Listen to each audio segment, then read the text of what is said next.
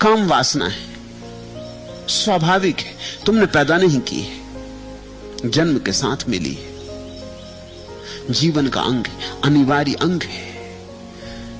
तुम्हारे मां और पिता को काम वासना न होती तो तुम न होते। इसलिए शास्त्र ठीक ही कहते हैं कि परमात्मा में वासना उठी होगी तभी संसार हुआ। तुम्हारे मां और पिता में वासना न उठती तो तुम न होते। तुम में वासना उठेगी तो तुम्हारे बच्चे होंगे।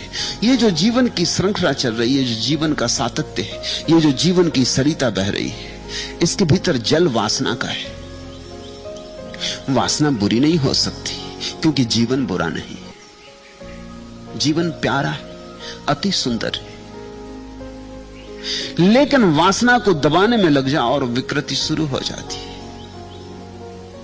वासना के ऊपर चढ़ के बैठ जाओ, उसकी छाती पे बैठ जाओ, उसको प्रकट न होने दो, उसको दबाओ, काटो, छांटो कि बस फिर विकृति शुरू होती, फिर अड़चन शुरू होती, फिर वासना ऐसे ढंग से प्रकट होने लगती है जो कि स्वाभाविक नहीं। जैसे एक सुंदर स्त्री को देखकर तुम्हारे मन में अहोभाव का पैदा होना जरा भी अशोभन नहीं है। सुंदर फूल को देख के तुम्हारे मन में अगर ये भाव उठता है सुंदर है, तो कोई पाप तो नहीं।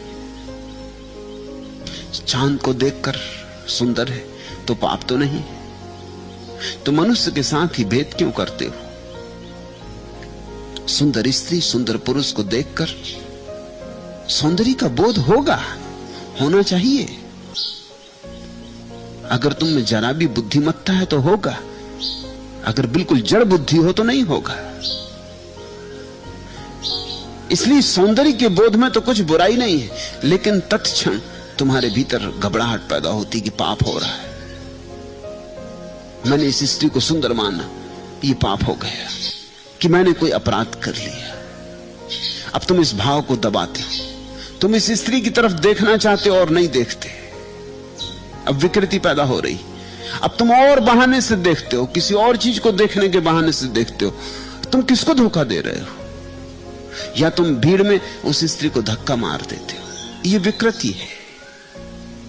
या तुम बाजार से गंदी पत्रिकाएं खरीद लाते हो, उनमें नग्न स्त्रियों के चित्र देखते हो, ये विकृति है। जल्दी ही तुम वासना के पार चले जाओगे। मैं ये नहीं कह रहा हूं कि वासना में सदा रहो, लेकिन पार जाने का उपाय ही यही कि उसको सहज स्वीकार कर लो, दबाना मत, अन्यथा कभी पार ना जाओ।